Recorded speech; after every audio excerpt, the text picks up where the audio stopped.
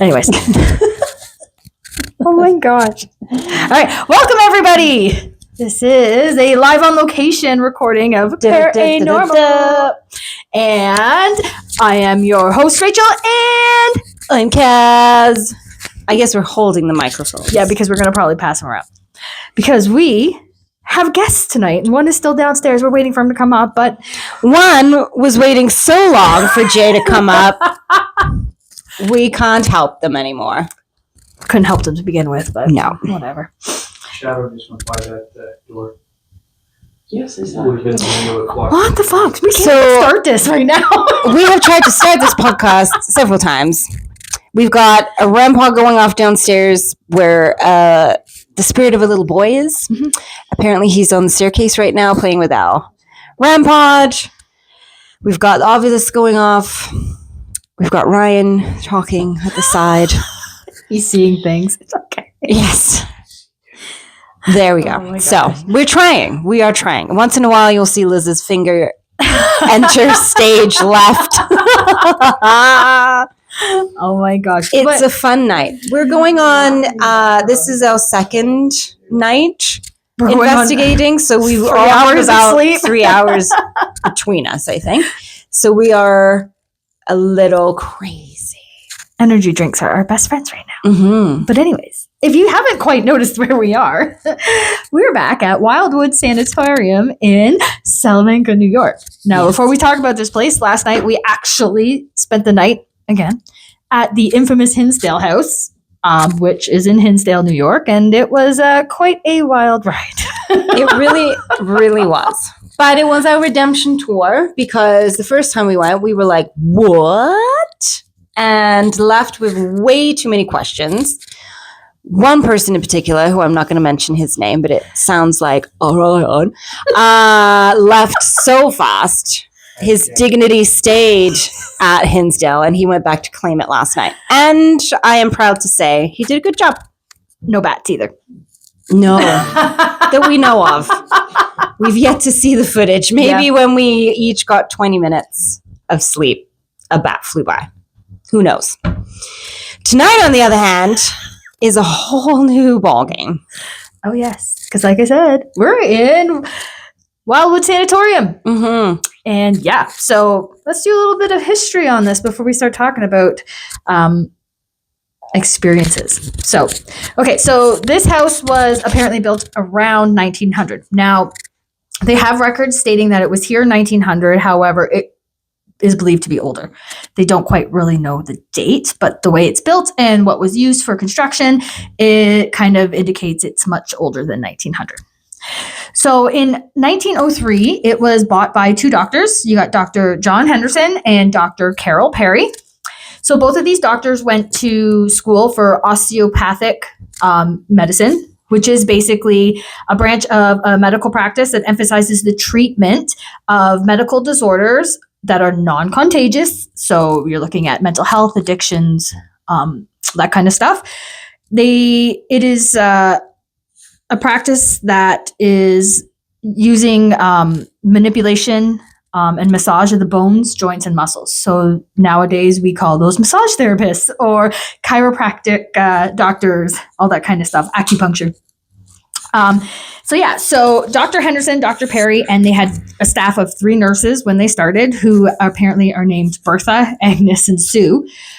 They spent 7 years preparing this building, so this house, to hold 12 full-time patients, along with people who were seeking treatments in their bathhouse, which was located in the basement.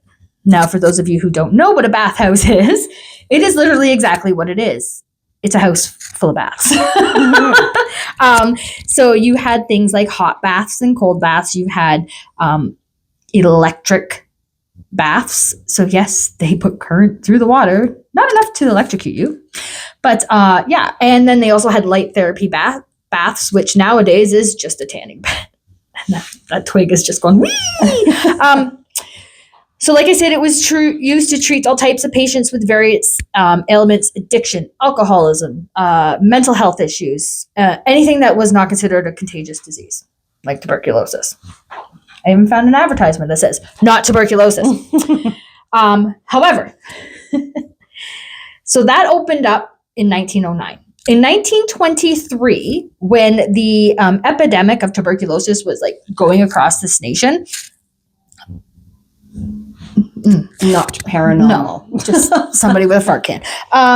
So in 1923, when tuberculosis was running rampant, the state forced Dr. Henderson and Dr. Perry to change this holistic hospital into a tuberculosis sanitarium. Because it was a private hospital before, it stayed a private hospital for tuberculosis. So pretty much anyone who had money who wanted a private, like Jay joined us, private care would come here. So Dr. Perry passed away suddenly in 1941 at the age of 56. And Dr. Henderson also died in 1941, but he was considerably older. I think he was in his 70s. And then after that, the building was owned by Dr. Henderson's family until 1946. After that, it turned into apartments and then state apartments for a good 30 years. It says it was owned by different families and sat vacant a couple of times. And then the building was bought by the Weigelt family in 2017. And here we are today. Come sit down. Jay. He's dancing in the doorway. Yeah, like a creep. Anyways. Just in the doorway. So a little bit about Dr. Henderson. Surprisingly, he was actually born in Canada. Did you turn that off? Yep. Talk amongst yourselves. Well, Okay. you There, hold it. I did it. Okay, good. She fixed it. Fixed it. We're not used to this. So he was born in Fenwick, which is like, or Firm. I don't even know my writing here. I think it's Fen, which is Niagara Falls, Niagara on the Lake area. He went to Kirkland, Missouri College of Osteopathy in 1907. He came to Salamanca, which is where we are now, shortly after his graduation to practice. He left this town in 1919, but still owned this building. He returned in 1934 and then died at 75 at his home. Then he's buried down the street, which we visited him today. We did. So Dr. Henderson married a lady named Emma. Now it says they had a child named Hazel, but I don't know. I can't find anything else on that. However, Emma did pass away in 1918, and he remarried Itha May. She died Yeah. the same year as him. Well, before it says, but she's not there because this is his only child that's listed at his gravesite, which is Ruth. Apparently, she's still alive, but she was born in 1913, so I highly doubt she's 112. Anyway, so Dr. Carroll Perry, he married a lady named Anna. They had no children. He was drafted in World War I. His registration card showed he was a tall, slender man with brown hair and hazel eyes. Nice. And he died suddenly. That's it. That's all it says. Wow. So yeah. Now this place, along with being a hospital, was also apartments, like we said. And at some point, there was a small child that lived here who is said to go by the name of Tommy.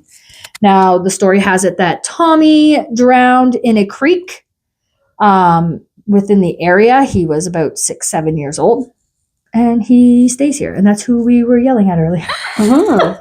He keeps setting off our REM pod. But he hasn't set it off since we started talking. I know. Good job, Tommy. Which is very nice of him. Mhm. Although he is welcome. You can come upstairs, Tommy. Not a fucking thing. No, of course not. Of course not. There's not much I can find about this Tommy. He's very elusive. Like, I have some things that maybe, I don't know, could be him, but it's very hard to say. But yeah, so, and there's not really much known about the patients and other, people who lived or worked in this building because the hospital records were kept here. They were kept at the big hospital. And in I don't even know what year it was, that hospital burned down and took everything with it. Wow. So yeah, we don't have anything. So we fly by the seat of our pants here. And boy, do we get a lot of information. Usually names and names and names and names. So I don't even know. We don't know if those are patients. We don't know if those are residents. We don't know if those are people who have investigated, and there have been a lot of investigators. So this place was featured on Paranormal Lockdown with Katrina and Nick. I know, yeah, Mindseed, Twin Paranormal, Paranormal XP, where if you just read around all of the walls, you can find out who's been here. Mm-hmm. A lot of people. And the reason being is because it's very active. So far, we've had quite a lot going on. And it's not even dark yet. No, as you can see, we're using the light from the window to make us look good. Yes, we are. So we can only imagine what is going to happen as the sun sets. And the possibility of a thunderstorm. And the upper floor has no power to it because they are renovating, which means we will literally be investigating in the dark. It doesn't. Oh, and that was where I was going to sleep. And I'm drastically rethinking. I have lanterns. Whatever. We have lanterns. But anyways, so here we are. Mm-hmm. We are in this place. It is my third time being here. Yes, it is my second time being here. Ryan and Liz's second time. Jay's third time. And Kathy, as you see in the back, it's her first time. So, being third time here, I don't know. It's just, I don't know. I feel like I almost live here. I would imagine so. I feel comfortable for now. But something always happens where it's like, what the heck? The first time that we were here, we had a lot of activity happen. It was pretty nonstop. And it ended up 6 of us were meant to come, and only 3 of us ended up coming here, which was myself, Rachel, and Jay.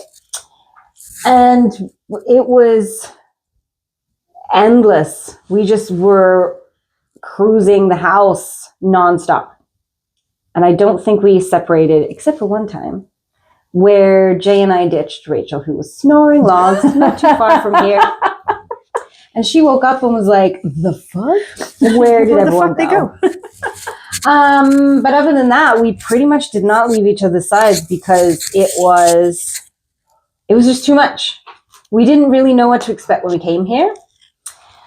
So now that I am back my second time, it seems very familiar, as does the energy, but it does feel like it's waiting until the dark comes, and then we're going to see the different side of this building, which is very daunting. Mm-hmm. So I'm glad there are 6 of us now, but still, scary stuff. Scary stuff. We have a lot of things to debunk tonight. At least try to. And so far, it's not going well because we can't figure it out. No, we can't.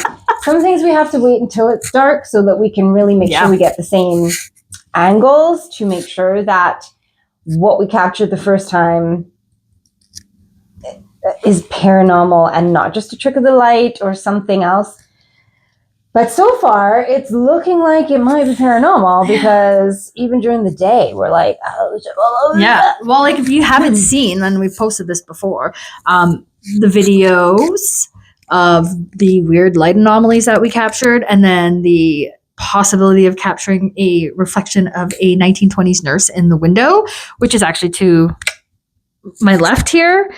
Both incidences were to my left here. And so I don't know. Yeah, it's going to be interesting. That is for sure. Ryan, Liz, what about you guys? Second time here. How do you feel? Pretty comfortable. Hello? Yeah. You can't see them because for some reason they decided to not sit in frame. So, He's just a voice now. I had a thought, but anyway, it's gone.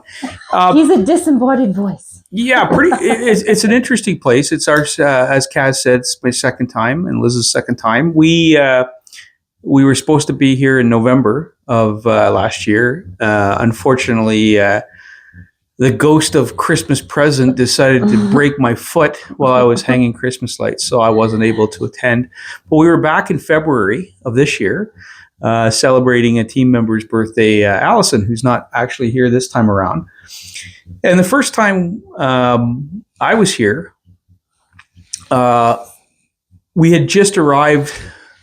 We had been here for about a half an hour, and when I had my first experience with the house, and it was a large black mass or shadow, man-sized, that I observed from the ground floor, the main floor, traveling up the left wall of the stairwell to the second floor.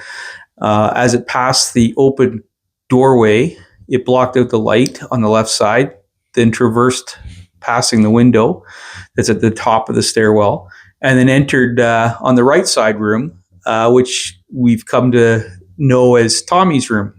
Mm-hmm. So it was really interesting. It took me aback a little bit because I wasn't expecting to see something so obvious to me. Like, it wasn't what some people would describe like the shadow figures they see or the silhouette they see, in a dark room where there could be a lighting issue. There could be 1,000 different explanations for why you may experience a darker silhouette. This was in a well-lit stairwell, where this mass uniformly blocked out the light in that stairwell as it climbed the stairwell and entered the room. So it caught me off guard.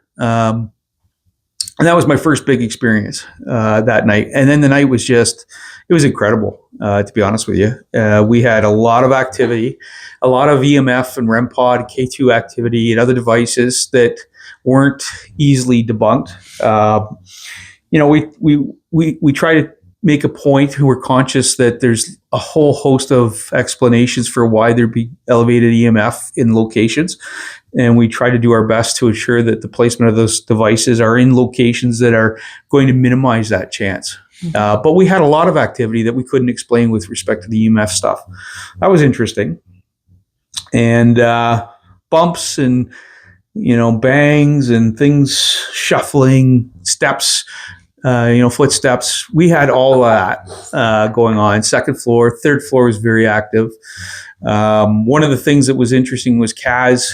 The night they were here in November, she had sent me a video of a closet door opening That too. on its own, which was, again, from the video, it's really compelling, but without actually being present to see it, it's difficult to discern exactly why a door would open up. And this isn't just simply ajar a couple inches. This door is closed and then opens wide, swinging with a radius of about, I don't know, I'd put it's 5-6 feet as it opens up, which was really interesting. But what was really cool about that was that when I did attend in February, I got to look at that door and I got to experience that as well, the door opening up. And, we examined that door. We examined the room itself, looking for air currents, anything that might move something, right? It's an old building. And so there's a lot of explanations. But what was compelling for me for this door was that we couldn't find a source of why that door would just blow open or swing open. The hinges were in good condition. It was the reason they're laughing at me is because I describe things in a specific way. No. I was looking behind me because I just thought I saw something. Well, there was a shadow a few minutes ago that darted across in the room to your right, about child size. And I mean, it could have been, I can't see the window out there, so it could have been like a bird flying by, but I don't think so. I think it was something different because it was at the floor level. So anyway, we couldn't figure out why this door opened. So we're back tonight for our second time. And as we were setting up tonight, we've already had all kinds of activity with that door. It's opened and closed at least 3 or 4 times since we've been here. Yeah. So when our intentions are actually to place a camera there tonight throughout our entire visit, so that we can see if we can capture or replicate that, even when we're not present, right? So that, there's a possibility. Oh, there goes a REM pod. Mm-hmm. That's a REM pod that's on the stairs towards the If anyone basement. can hear it. Mm-hmm. It's really cool. So, we're going to have that camera placed on the third floor when we're not up on the third floor so that we can kind of, resolve whether our steps on the third floor are causing a vibration that will open that door. We won't be up there for that. So if we can see that door open and close when there's no activity up there, that'll be an interesting piece of evidence. Definitely. That was the first experience. Yeah. I mean, so if you follow the Paranormal Seekers, you will be able to see the video of that door and me freaking out and swearing. As well as when we went live that night, just to our left is a delightful room full of scary, creepy dolls. And one of them decided to go off. It's a motion censored doll. However, it is turned off, and all night we had walked in and out of that room. We literally had a REM pod in front of that doll. And when we went live, the moment we walked in the room, it started activating. So that was fun. You can go watch that video. So we're going to do some fun stuff with the dolls tonight. As well as, like Ryan said, try to debunk a bunch of things that have happened. You may have heard just a minute ago, the REM pod going off. We have heard that Tommy likes to hang out in the basement. So he is the spirit of the little boy who lived here and drowned not too far from here. He reportedly is seen and heard a lot, I think, by most people who come here. He seems to like the basement for some reason, which is interesting because that's where they did all the water therapy. So you would think maybe he would not want to be down there.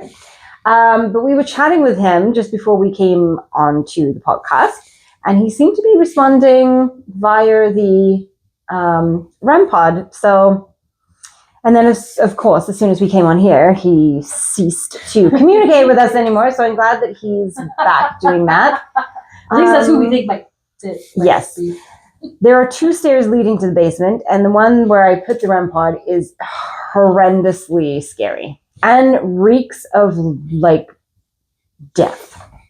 I don't know how else to describe it. It's very repulsive. So there. Now, Kathy, what are your first thoughts? Because you are the newbie, you are fresh meat. Great. What do you think? I think I'm in for a fun night. Got a good group behind me to walk me through it. And I have experienced the door 3 times already. Yeah. I danced in front of it, jumped up and down, shuffled across, and the door still would not open. So it's a mystery to us. We want to see what goes on with that door on and off through the night. Mm-hmm. And yeah. Oh, It was closed when we went up there to grab yep. our supplies. What do you think? Like, what was your first impressions, Kathy, when you got in here? Join us. Oh, see, The door's wide open. We were just up there and the damn thing was closed. Yes. It was closed when we walked up, and I looked when we were leaving, and it was closed when we came And down. we were walking by with this big skeleton thing here, not Not that one. which is a very heavy. It's not a real skeleton, obviously. They're upstairs, yeah. But it is basically a replica of an entire skeleton because they set it up like a doctor's office upstairs. Sorry, I got And so I'm walking kind of heavy past this door with this big giant skeleton thing, and the door did not open. No. So it really is now becoming a bit of a mystery, and we can't wait to get cameras up there so that we can see it opening when we're not there. You know, we've kind of debunked the theory that it's wind.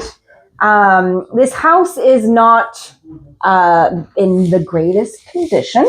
So it's in much better condition, though. there was some debate, maybe a draft is causing it. But I was videotaping when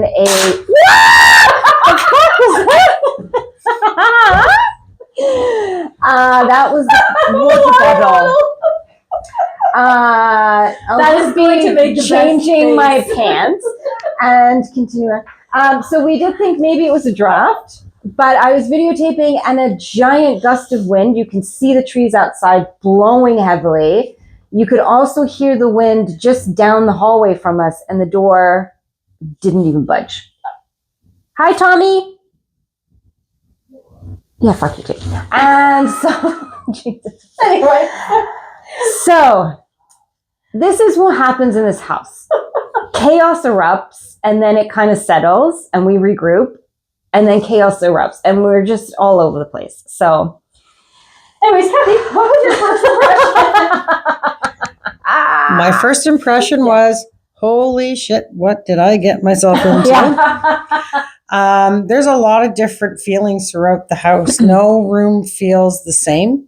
Mm-hmm. And it's going to be an interesting night. I don't like dolls, hate dolls. There's a room full of dolls. Mm-hmm. So now the decision is, where the hell do I sleep tonight? That's not going to freak the shit out of me. I know. So, I offered for her to spoon with me up on the third and I floor. just might take her up on that because And I kind of hope she does, now that I know there are going to be 0 lights upstairs. upstairs. Good thing I So, brought the lanterns and I didn't forget them this time. So, my first impression is this is going to be one hell of a night, but it's going to be an experience I've been really wanting to partake in for a very long time, and with these awesome people. So I'm looking forward to it. I can't wait. So back to you, Rachel. Thanks. So yeah, but yeah, that's gonna be a fun night. Mm-hmm. It's gonna be super fun. So we are pretty much about to set up the DVR cameras. Right now, essentially what we're just doing is getting the game plan of where we want to put everything. The first time Rachel, Jay, and I were here, we were so flabbergasted by what was going on. We kind of didn't even get a plan. We were just like, ugh. We did get some cameras set up, but it was so overwhelming what was happening. And because we had no information to go on, because this was actually a surprise for Rachel's birthday that Ryan had set up. I was lost. And then Ryan decided to throw himself off the roof and break his foot. And so he had all of the information about this place. So we kind of came in here quite blind with not knowing much of anything.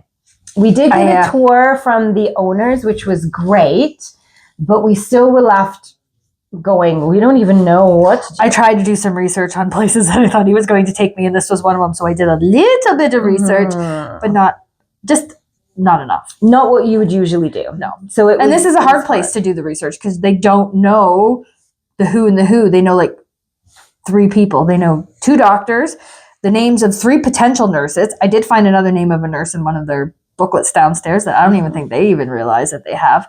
And then a patient who they have a postcard who marked her room, which is actually where Kaz slept, which is just to the left of us here. And they have that. And I don't think they know anything else because those records are gone. So unless you had a family member here and you know, you should let us know. Because we'd love to know so we can bring that information to them. Absolutely. So when we make it our 4th round or 3rd or 2nd, we've got more information to go on. Because Ryan's already said, the next time we come. I know, he's moving in. Apparently. We might as well at this point. Yes. We've been here 3 times in the last, it's every 2 months we've shown. Essentially, as Rachel said, we have now gone through 3 seasons here because we started in winter. They came back in. No, we started in the fall. We started in the fall. Came back in the winter. Now it's spring. So summer, I guess. Okay. Then we'll be back in probably July. No worries. Something is touching my head. That's beautiful. Well, we're going to begin our investigation. Yeah, and we're going to end this now. Because slowly the light is fading. We do have to get lots of equipment going. And then buckle up. Is it? It's 10 to 7. Holy crap. Quite a night. It's going to be fun. we highly recommend you go over to the Paranormal Seekers Facebook or Instagram. YouTube, Instagram. You'll miss the live, obviously, because when this airs, you won't be. It'll be next week, and we'll be at home. You won't be there. Actually, but it yeah, we will will. be saved, so you can go and watch it, and we recommend that you do, as any evidence that we find tonight and from last night. So there we go. Hey, yeah, you could also go watch the Hinsdale live because Absolutely. That was quite good too. That was interesting. Yes, it really was. They have dolls there too. And this one That's all brought I'm a saying. doll. I did. It And was it not was very pretty well good. liked. Yeah. Did not receive a Listen. great welcome. It's not really a good idea to go to a house that doesn't like religion on one of the most religious days of the Christian calendar. Mhm. Good Friday. Oh well. For Anyways, science. yes, and we did it. But yeah, so I guess it's time to go. And we also have to make dinner at some point too. We 'cause sure do. when you're tired, you eat a lot. Oh my gosh. When you're trying to stay awake so that the ghosts don't get you. The sweet tart ropes, I swear to God, people. Oh my gosh. They're addicting, Sugar. but they keep you awake. Tommy, do you have anything to say before we go? No, I didn't think so. Thanks a lot, buddy. Anyways, so we'll keep you Didn't posted. give him a chance in hell. All right. Tommy, take it away. Oh, now You're grounded. Okay. Now you're Grounded. Oh my gosh. Anyways, I'm guys. not going to the basement because this kid's going to be like bringing out mud. Bitch, you pissed me off. No. Anyways, so yeah. So that is a wrap for this episode. It So sure if is. you've ever been to Wildwood or even Hinsdale, heck, or anywhere else, we don't. You want Yeah. to share your story? You can send us an email at paranormalpodcast@gmail.com. That's PAREHNORMAL podcast@gmail.com because we are Canadians in the States right now. And look, we are so So far. So what happens when you're pretty and you can cross the border with a They have no idea. Anyways, I'm joking. But yeah, but you can follow us. I said finish. Listen, when the spirits are telling you to compare, stay. Okay, when the spirits are telling you to wrap it up. Oh my it's time to gosh. Oh no, it's you banging on the table. go. It was. Okay. Darn. But anyways. Yes. Instagram, TikTok, Facebook, YouTube, Paranormal Podcast. Do it or Tommy comes to get ya. Peace. Bye, everybody.